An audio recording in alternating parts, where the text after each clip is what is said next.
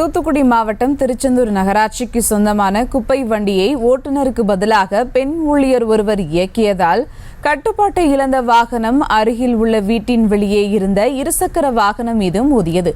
இதில் வாகனத்தில் இருந்த குழந்தை உள்பட இருவர் நல்வாய்ப்பாக உயிர் தப்பிய நிலையில் அது தொடர்பான சிசிடிவி காட்சி வெளியாகியுள்ளது. இதுகுறித்த கூடுதல் விவரங்களை செய்தியாளர் அஜித்குமார் வழங்க கேட்கலாம். வணக்கம் அஜித்குமார், விவரங்கள். வணக்கம்.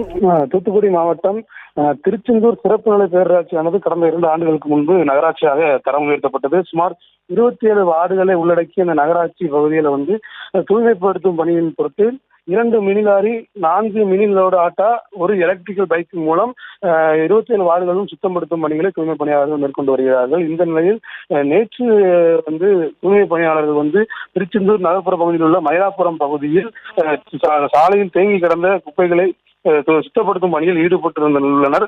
அப்போது சாலையோரம் வாகனத்தை நிறுத்தி மினி லோடு ஆட்டோவை சாலையோரம் நிறுத்தி வைத்து குப்பைகளை சுத்தப்படுத்தும் பணியில் ஈடுபட்டிருந்த பொழுது வாகனத்தில் ஓட்டுநர் இல்லாததால் பின்னாடி வாகனங்கள் வழி மறித்து நின்றதால் வாகனத்தை சுகாதார பணியாளர்களின் மேற்பார்வையாளரே வாகனத்தை தமிழச்சி என்பவர் வாகனத்தை இயக்கியுள்ளார்.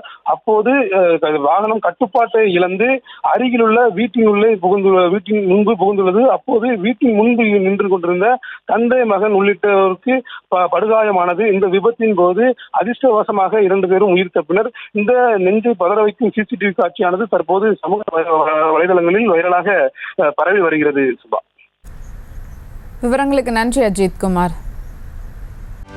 செய்திகளை உடனுக்குடனும் துல்லியமாகவும் தெரிந்து கொள்ள சப்ஸ்கிரைப் பண்ணுங்க.